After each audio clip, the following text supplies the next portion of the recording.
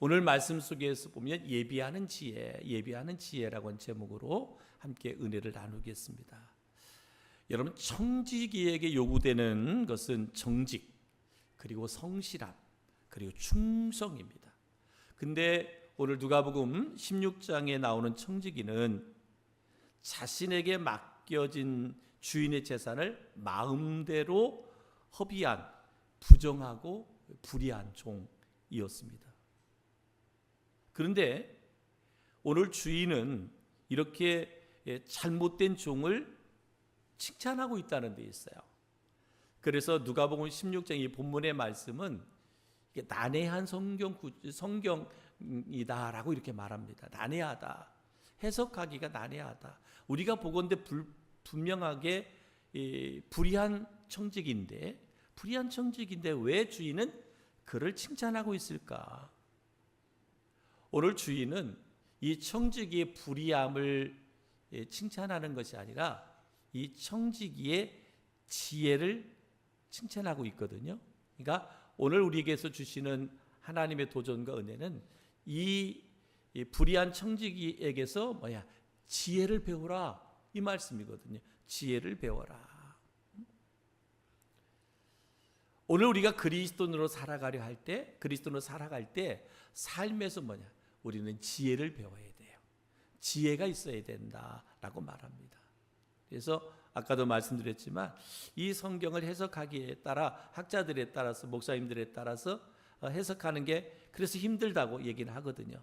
그러나 분명한 것은 하나님이 우리에게 도전하는 것은 뭐냐면 지혜를 배워라라고 하는 것을 말합니다. 그러면 오늘 이 불의한 청지기의 지혜는 무엇일까? 그에게서 배워야 할 지혜는 무엇일까? 그것은 첫 번째는 잘못을 즉시 인정하는 지혜, 자신의 잘못을 인정하는 지혜라고 하는 거예요. 그러니까 주인이 불러서 그 자신의 재산을 허비하고 낭비한 그 청지기를 책망했을 때 이 청지기가 그것을 시인했어요. 자신의 잘못을 추궁했을 때 변명하지 않았고요. 자신의 잘못을 시인했다. 잘못을 인정했다는 거예요. 여러분, 우리가 그리스도로 살아가지만, 하나님의 자녀로 살아가지만, 하나님의 일꾼으로 택하심을 입은 대로 살아가지만, 저희들이 살아가면서 때로는 우리 일도 어떻게 돼요? 불순종할 때도 있고, 하나님의 뜻과는 전혀 상관없는 내 욕심대로 살아갈 때도 있잖아요. 내 뜻대로 살아갈 때도 있잖아요. 그럴 때 하나님을 통해서나 아니면 선지자들을 통해서나 말씀을 통해서나 환경을 통해서 나의 불의함에 대해서, 나의 죄에 대해서 지적할 때 뭐 하라는 거예요? 시인하라는 거죠. 인정하라는 거예요. 그러니까 우리가 이런 지혜로움을 본받아야 된다는 거예요. 구약에 보면 수없이 많은 선지자들을 보내셨잖아요. 그들의 죄에 대해서, 악에 대해서 선지자를 보내서 회개해라. 하나님이 용서하겠다. 그런데 회개하지 않으면 심판하시겠다라고 말했을 때 대다수의 사람들이, 교만했던 사람들이 뭐예요? 선지자의 말을 듣지 않았습니다. 도리어 잡아 죽이려고 했고, 도리어 반대로 거짓 예언을 하는 거짓 선지자들의 말에 귀를 기울이고 그들을 쫓아 행하고 그랬더란 말이죠. 오늘 분명하게 불의한 청지기는 주인이 그 잘못을 말했을 때 그것을 인정했어요. 시인했다, 이 말입니다. 사랑하는 성도 여러분, 저는 우리 성도들 그리스도로 살아가면서 혹이라도 우리 안에 죄가 있고 허물이 있고 부족한 것들이 지적되어진다면 여러분, 변명하지 말고 시인하고 인정할 수 있는 은혜가 있기를 주님의 이름으로 축복합니다. 바로 뭐예요? 시인했다라는, 시인의 지혜, 솔직했다라는 거예요. 솔직했다. 여러분, 세상에서는 여러분 솔직해서 얻을 수 있는 것은 득이나 이익보다는 손해나 불이익이 많습니다. 그죠? 우리가 살아가는 우리 사회 속에서 보면 내가 솔직해요. 숨김이 없어요. 내가 잘못했으면 잘못한 것에 대해서 인정하고, 그러면 우리 사회에서는 뭐예요? 이러한 사람들이 이득을 보는 경우는 거의 없습니다. 그죠? 손해를 불이익을 당하죠. 그래서 될 수 있으면 사람들은 자신을 속이려고 합니다. 이게 습관화돼 버렸어요. 나 자신을 숨기려고 합니다. 그러다 보니까 우리가 믿음 생활, 신앙 생활 하면서도 하나님 앞에서 나 자신을 숨기려고 하죠. 그죠? 하나님 앞에서. 여러분, 하나님 나의 모든 것을 아심에도 불구하고 하나님 앞에서 나의 허물과 나의 부족함을 끊임없이 숨기려고 하는 거예요. 그러다 보니까 뭐예요? 그러다 보니까 하나님의 은혜가 내 안에 임하지 못해요. 하나님의 축복이 내 안에 역사하지 못합니다. 하나님의 능력이 내 안에 거짓됨으로, 그죠? 거짓됨으로, 위선됨으로 가득 찬데 거기에 어떻게 성령이 역사할 수 있겠어요? 오늘 이 불의한 청지기는 자신의 허물과 자신의 죄에 대해서 지적했을 때 시인하고 인정했다, 솔직했다라는 거예요. 사랑하는 성도 여러분, 저는 우리 성도들 한 사람 한 사람 하나님 앞에 솔직할 수 있기를 바랍니다. 우리가 세상을 살아가면서도 내가 솔직하면 손해볼 일이 많다라고 했잖아요. 불이익이 많을 수 있다 그랬어요. 그래도 내가 불이익을 당한다 할지라도 예수 믿는 그리스도인들은 솔직해야 돼요. 솔직해야 돼요. 또한 이 사람에게는 뭐가 있었느냐? 불의한 청지기에는 용기가 있었다 그랬어요. 용기. 대다수의 사람들이 자신의 잘못을 시인하지 못하는 이유가, 솔직하지 못하는 이유가 뭐냐? 바로 용기가 없기 때문이에요. 용기가. 자신의 잘못됨을 솔직히 시인할 수 있는 용기는 더욱더 깊어지는 죄를 멈추게 하고 죄의 하수인이 되는 것을 방지하는 것이 됩니다. 용기가 필요한 거예요. 이게 정말 잘못된 건데 내 스스로가 인정해요. 이 길은 내가 그리스도인인 내가 가야 할 길이 아닌데, 알아요. 인정해요. 근데 뭐예요? 용기가 나지 않아. 때로는 교회 안에서 그리스도인과의 함께 삶을 살아가면서 갈등의 요소가 있잖아요. 그래, 이런 것들은 내가 좀 실수한 것 같다. 내가 때로 말을 함부로 한 것 같다. 내 행동이 조금은 과했다. 우리 스스로가 인정할 수 있거든요. 스스로 인정해요. 그런데 뭐예요? 그걸 고백하지 못해요. 왜? 용기가 없어서. 근데 여러분, 용기는 더욱더 깊어지는 죄는 멈추게 하고 죄의 하수인이 되지 않게 한다. 그렇기 때문에 오늘 하나님께서 불의한 청지기를 통해서 그의 지혜를 배우라고 말할 때 그는 잘못을 즉시 시인했다, 솔직했다, 용기가 있었다라고 말합니다. 사랑하는 성도 여러분, 저는 우리가 그리스도로 살아가면서, 성도로 살아가면서, 하나님의 일꾼으로 살아가면서 나의 허물과 나의 죄됨이 여러분 내 안에서 우리가 인정되어진다면, 그래서 솔직하게 시인할 수 있는 그런 용기가 우리 성도들 가운데 있기를 주님의 이름으로 축복합니다. 또 하나는 뭐냐? 이 불의한 청지기를 통해서 우리가 배울 수 있는 지혜는 예비하는 지혜였다 그래. 예비하는 지혜. 참 난해한 성경 구절이라 그랬잖아요. 이 사람이 어떻게 했어요? 주인의 신임을 잃게 되자 빚진 자들을 하나하나 불러 모아요. 불러서 어떻게 돼요? 100을 빚졌다면 50으로 적어라. 자신이 깎아주잖아요. 주인 모르게 깎아주잖아요.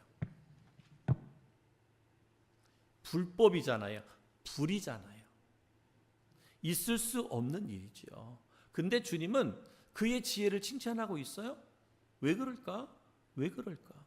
분명 옳은 방법이 아닌데 왜 주님은 그를 칭찬할까? 말씀드린 것처럼 이 청지기의 불의를 칭찬한 게 아니에요. 이제는 뭐예요? 청지기로서의 모든 것을 잃어버리잖아요. 끊어지잖아요. 이제 자기는 끝이에요. 살아갈 방법을 찾아내는데 그 방법을 찾는 게 지혜다라고 말하고 있습니다. 어떨 때는 이 말씀을 지금 준비하고 나누면서도 이게 과연 주님이 그런 의도로 이렇게 말씀하셨을까?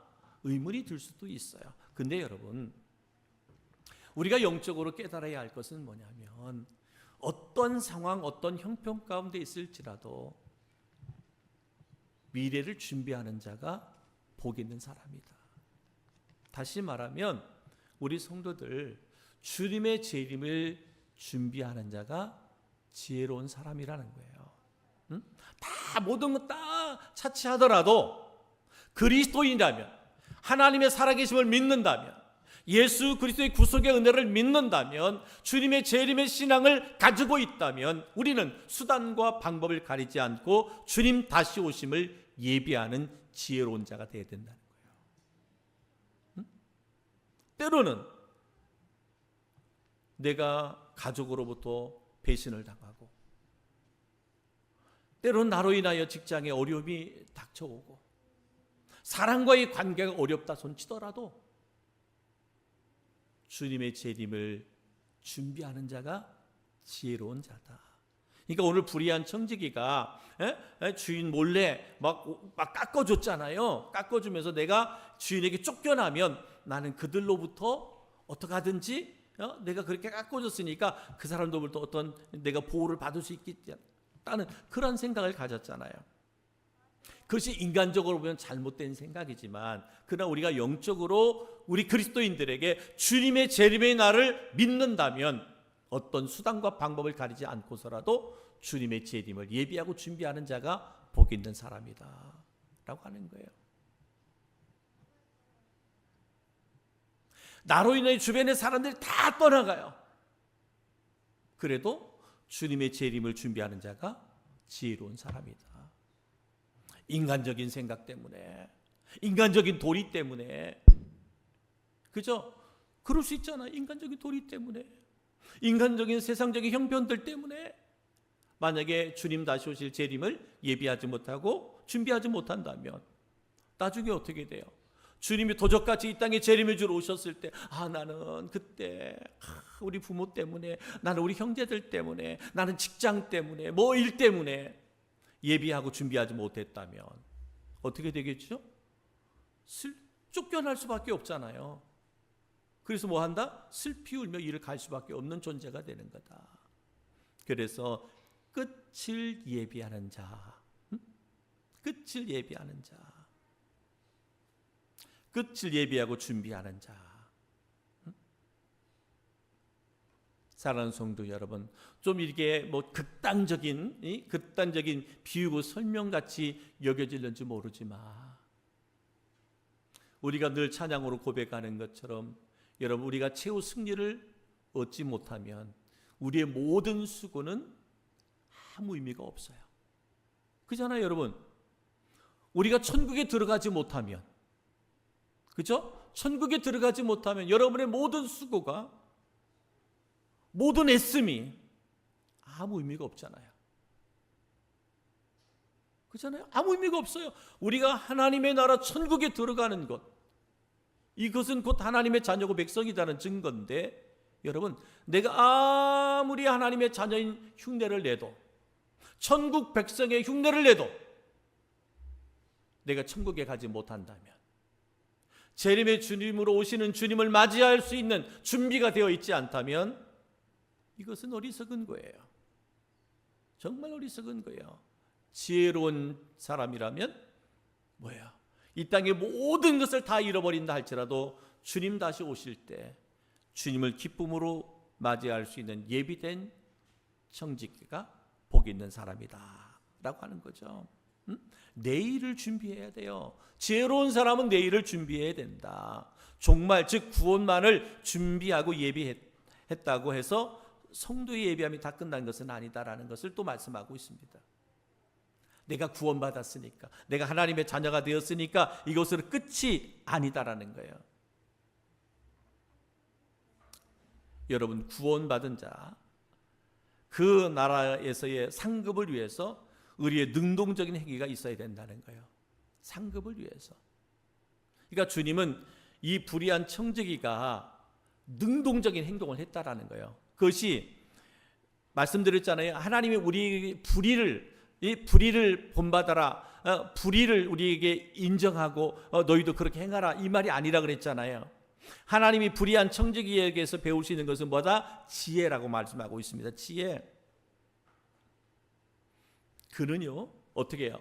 그가 주인에게 버림받은 후에 살기 위해서 어땠어요? 능동적인 행동을 하는데, 능동적인 행위가 우리가 세상적 기준으로 봐도 그것은 불법이잖아요. 불의라잖아요. 근데 주님은 그에게 능동적인 행동을 무엇으로 봤어요? 지혜로 보았어요.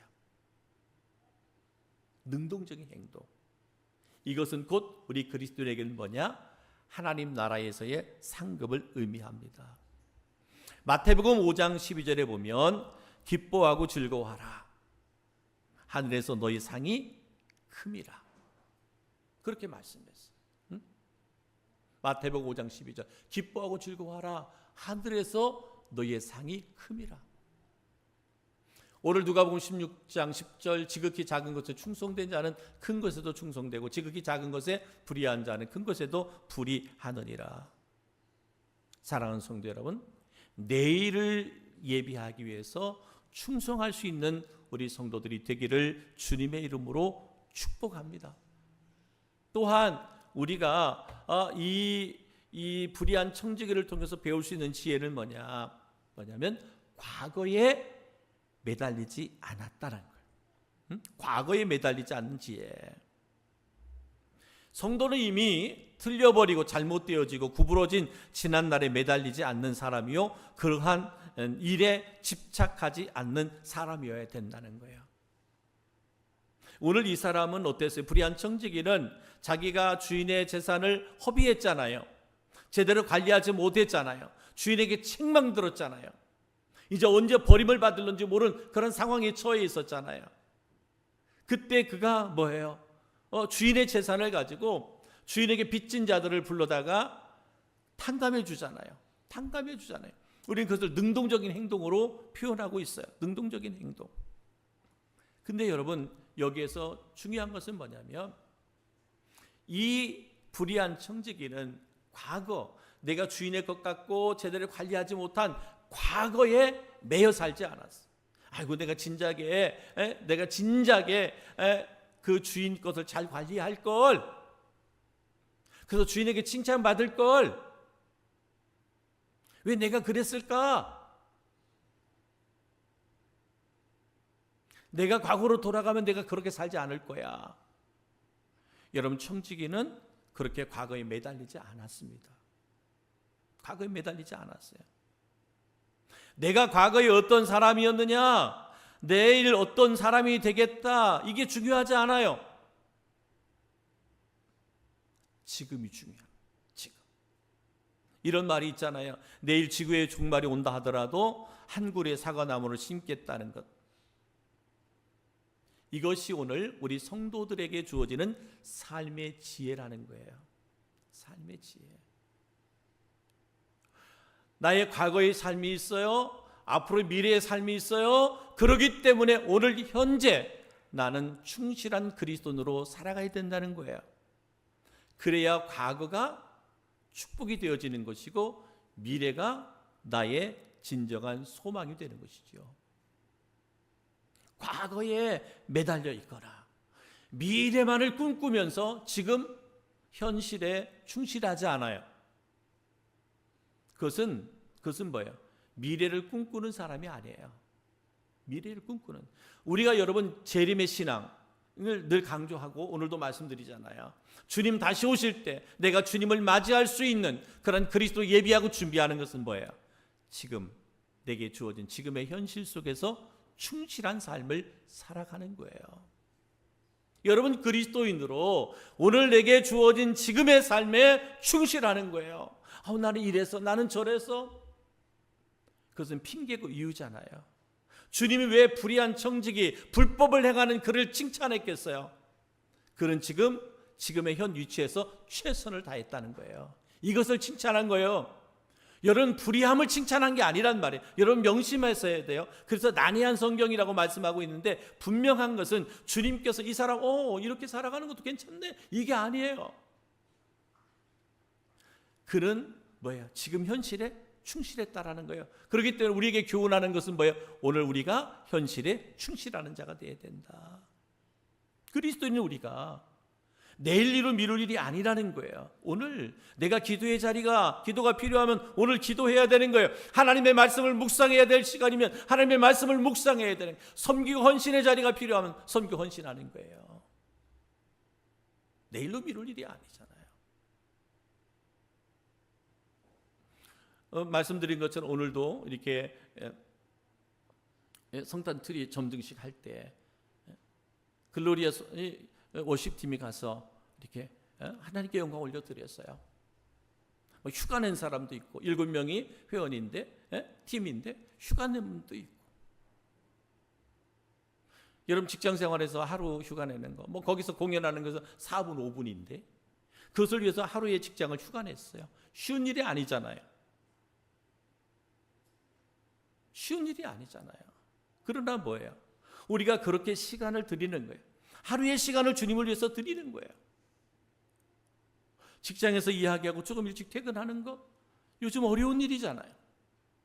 그런데 내가 오늘 최선을 다하는 거예요. 그거 해갖고 이제 막 이게 영상으로 찍어갖고 그러는데 얼마나 스스로들이 만족하는지 막 잘했다고 막 컵라면이랑 김밥 먹으면서 보면서 막 잘했다고 잘 틀리지도 않고 잘했다고 막 스스로 만족하고 행복해. 그게 하나님께 영광이죠. 그죠? 그게 영광이에요. 뭐예요? 내일로 미루는 것이 아니라 사실은 뭐예요? 사실 어제였거든요. 어제 비가 오는 바람에 다 어제로 다 뭐 시간들도 다 약속하고 직장에서 그렇게 다 약속했는데 갑자기 비가 와서 안 된다 그래갖고 하루를 이게 바꿨어요. 그것도 쉽지 않잖아요. 어제 휴가 다 내놨는데 하루 미루겠습니다. 그게 직장 생활하는 사람이 쉽지 않아요. 저는 직장 생활 안 해봐고 잘 모르지만 실제적으로 직장 생활 하시는 분들은 어떨 때는 막 그래요. 내가 얘기하면 직장 생활 안 해봐가지고 저렇다고 그래요. 저한테 그래요. 집사람도 쉽게 말하면 나오면 되지. 좀 늦게 들어가면 되지. 좀 일찍 나오면 되지 뭐. 그러면 직장 생활 안 해봐가지고 저런다고 그러는데 그건 맞는 말이죠. 힘들죠. 근데 힘들지만 오늘 내가 그 일에 최선을 다했더니 그 다음에 책임은 누가 주셔요? 하나님 주시잖아요. 그러한 오늘 하루에 최선을 다하니까 하나님이 내일의 삶을 보장하는 거잖아요. 오늘 이 비유를 통해서 우리에게 가르쳐 주는 것은 뭐냐? 과거도 중요하다, 미래도 중요하다. 이 불의한 청지기가 뭐예요? 과거에 잘못했고 실수해서 그거 분명한 거, 네가 실수한 거, 잘못한 건 맞아. 앞으로 네가 어떻게 될는지, 지금 주인에게 버림받게 되면 네 삶이 어떻게 될는지 그거 중요하지요. 그러나 지금 그가 현실적으로 하는 것은 뭐예요? 그가 지혜를 가지고 주인에게 빚진 사람들을 불러다가 탕감해 주잖아요. 현실. 그러니까 이 사람은 현실에 충실했다는 거예요. 주님은 그것을 우리에게 교훈하는 거예요. 다시 말합니다. 그 사람이 불법을 행하고 불의를 행하는 것 칭찬하는 게 아니라 지금 그 상황 가운데서 지금 최선을 다하는 그 모습을 칭찬하고 있는 거예요. 그러니까 우리 그리스도인 너희는 지금 뭐 하라는 거예요? 최선을 다하는 자가 되라. 오늘 최선을 다하는 자가 되라. 지금 최선을 다하는 자가 되라. 우리가 지금 이 시간 예배하고 있다면 예배에 최선을 다하는 자가 되라.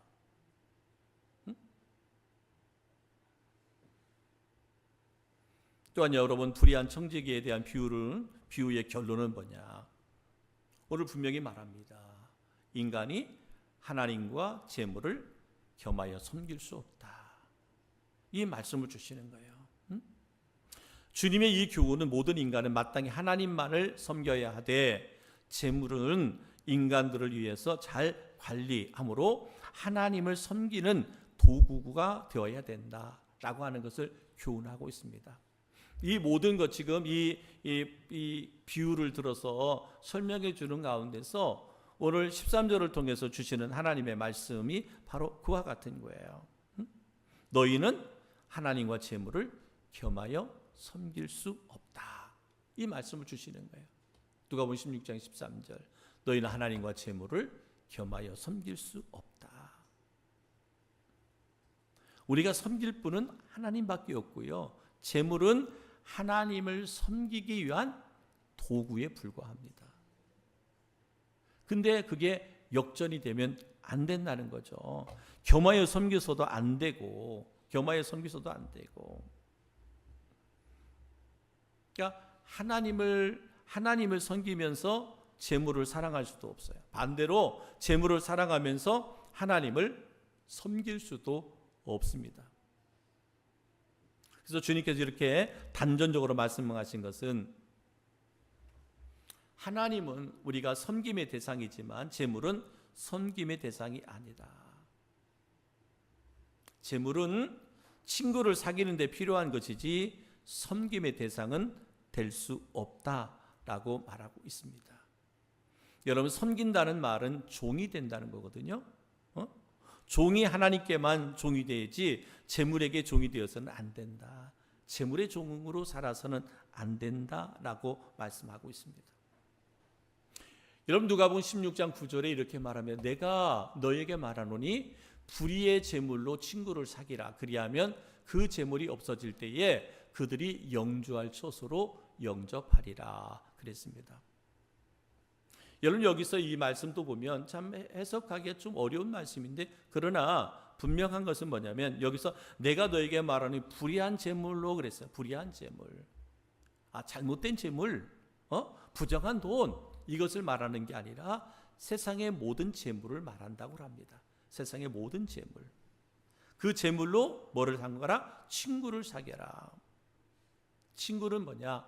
구원받을 영혼을 말합니다.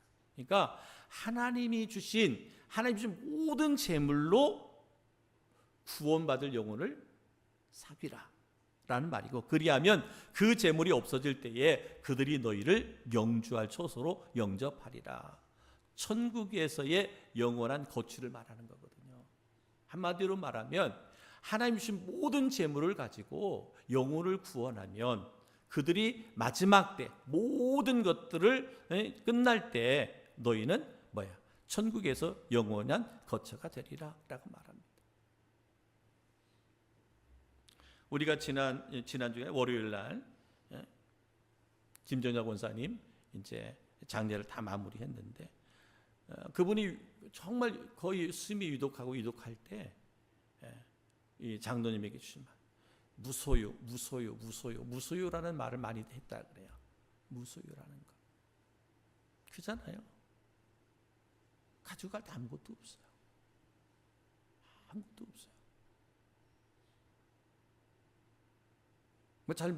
여러분은 잘 모르시겠지만 그분은 서울에서 처음에 젊었을 때 막 집을 줘서 팔기도 하고 그랬어요. 그러니까 지금 소에 있는 집도 본인이 설계해갖고 지은 것들이에요. 그래서 그쪽에 서울 쪽에 있을 때 돈도 많이 벌어서 교회에다가 좀 경쟁적으로 헌금하고 그랬던 분이었어요. 신앙이라고 하는 걸 떠나가지고 몇몇 권사들이 누가 더 많이 헌금하나 그런 경쟁까지 했던 분이었어요. 그것도 강남에서, 잠실에서. 근데 마지막에 무소유.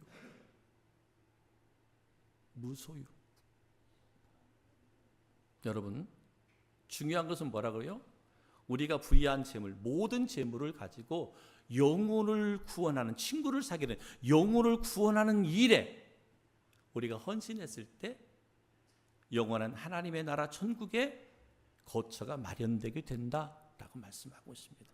그러니까 뭐예요? 우리는 하나님과 세상을 재물을 겸하여 섬길 수가 없다. 우리의 섬김의 대상은 여호와 하나님밖에 없고, 그리고 모든 재물은, 내게 주어진 모든 것은 영혼을 구원하는 하나님을 섬기는 도구로 사용되어져야 된다라고 말하고 있습니다. 그것이 물질이든 그것이 재능이든 그것이 어떤 것이든 다 마찬가지예요. 모든 것 다 하나님을 섬기는 일에, 영혼을 구원하는 일에 사용되어야 된다라고 하는 것이 오늘 우리에게 말씀하고 있습니다.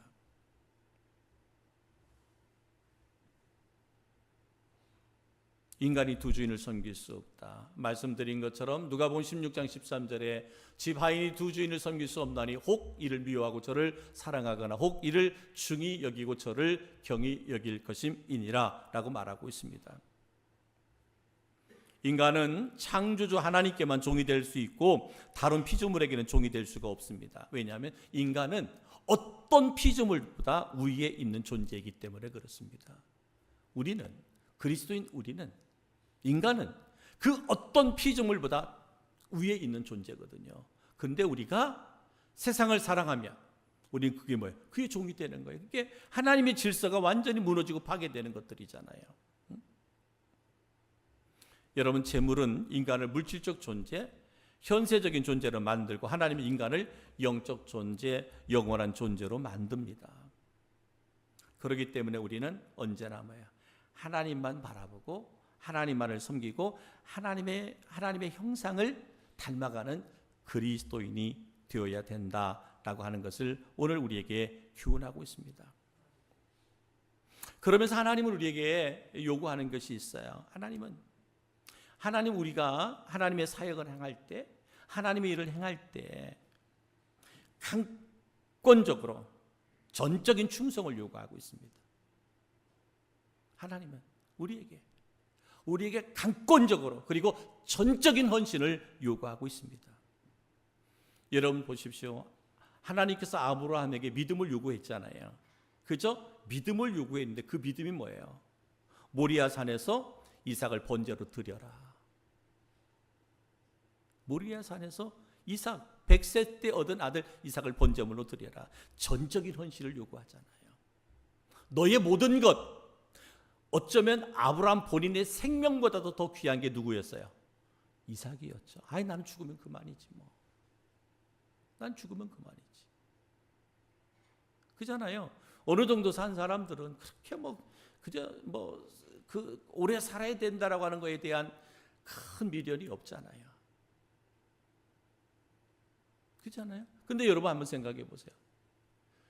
살 만큼 내가 살았다고 그만큼은 아니라도 살아왔는데, 근데 혹이라도 여러분의 자녀든지 여러분의 손자 손녀든지 막 그들이 지금 죽음의 위기에 놓여 있어요. 그럼 어떡할까? 생명을 바꿀 수만 있다면, 내가 죽고 내 자식이, 내 손자 손녀가 살 수만 있다면 여러분 바꾸겠어요? 안 바꾸겠어요? 바꿔요? 안 바꿔요? 바꾸죠. 그러니까 하나님께서 아브라함에게, 아브라함 너 생명 좀 줘. 그럼 둘 중에 이삭의 생명이든 너의 생명이든 둘 중에 하나 번제로 드려라. 그러면 아브라함 어땠을까요? 이삭 너가 가. 그랬을까? 아닐 거예요. 100% 아브라함이 하나님 나를 받아주십시오. 그랬을 거예요. 근데 하나님 그렇게 하지 않잖아요. 이삭 드려. 이것은 뭐예요? 전적인 헌신, 전적인 충성을 요구하고 있습니다.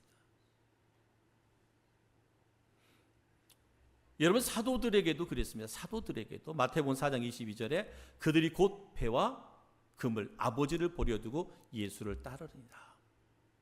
예수님의 제자들이 예수님 따른 지 얼마나 됐어요? 아니, 따르기도 전이잖아요. 일단은 제자가 되기 전이잖아요. 그들이 예수님을 따라다니는데 그때 그들에게 요구한 게 뭐예요? 네가 그렇게 소중하게 여기는 배, 금을 내 부모, 내 형제 버리고 나를 따라, 나를 쫓으라, 이렇게 말합니다. 쉽지 않은 결정이잖아요. 그러니까 주님은 뭐예요?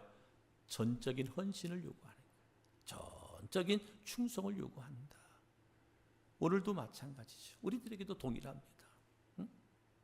바울이 어땠어요? 빌립보서 3장에서 바울이 이렇게 고백합니다. 예수를 얻기 위해 모든 것을 잃어버리고 배설물로 여긴다. 이 사도 바울이라고 하는 사람, 사울이라고 하는 사람 어떤 사람이요? 성공가도를 달리는 사람이었잖아요. 최고의 성공. 이 성공을 향하여 끊임없이 달리던 사람이었잖아요. 근데 그가 다메섹에서 예수님을 만나고 변화되잖아요. 변화됐을 때 그가 성공을 위해서라면 모든 것을 준비했던 이 모든 것들, 최고의 것들, 학문, 로마 시민권, 그가 가지고 있던 모든 바리새인들 조건들 다 뭐예요? 배설물로 여기겠다는 거예요. 나에게는 그거보다 누가? 예수가 중요하다.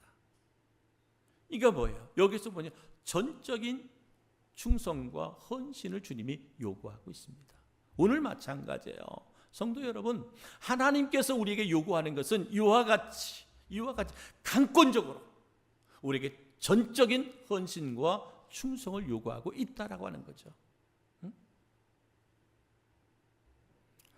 우리의 전부를 하나님께 드릴 수 있어야 돼요. 우리의 재능도, 우리의 시간도, 우리의 지식도, 우리의 재물도, 우리의 생명까지도 주님을 위해서 전적으로 바치기를 원하고 있습니다. 그것은 희생의 강요가 아니라 가장 위대하고 축복된 삶을 제공해 주시기 위함이에요. 오늘 주님께서 우리에게 요구하는 것은 나의 것을 빼앗아가기 위함이 아니라 나에게 최고의 것들을 채워주고 공급해 주시고자 하는 하나님의 뜻이 담겨져 있다. 그렇기 때문에 여러분, 우리가 주님을 위해서 나의 시간을 드리든 나의 몸을 드리든 나의 모든 재능을 드리든 나를 위해 쓰고 남은 짜투리로 하나님께 영광 올려드리려고 하는 생각은 버려야 됩니다. 짜투리 신앙은 안 됩니다. 하나님 앞에 최고의 것으로, 최상의 것으로 헌신하고 충성해야 됩니다. 여러분, 오늘 누가복음 16장에서 불의한 청지기의 비유를 통해서 내일을 준비하는 지혜를 배우라고 말씀하고 있습니다. 하나님과 재물을 겸하여 섬길 수 없으며 우리의 모든 것을 주님을 위해 드릴 수 있는 성도가 되라고 우리에게 말씀하고 있습니다. 영혼을 구원하고 하나님 나라를 세워가도록 여러분의 모든 삶을 전적으로 헌신할 수 있는, 전적으로 충성할 수 있는 우리 성도들 되기를 주님의 이름으로 축복합니다. 그래서 이 시대에 주님께로부터 인정받는 충성된 일꾼들, 충성된 종들이 다 되어질 수 있기를 주님의 이름으로 축복합니다.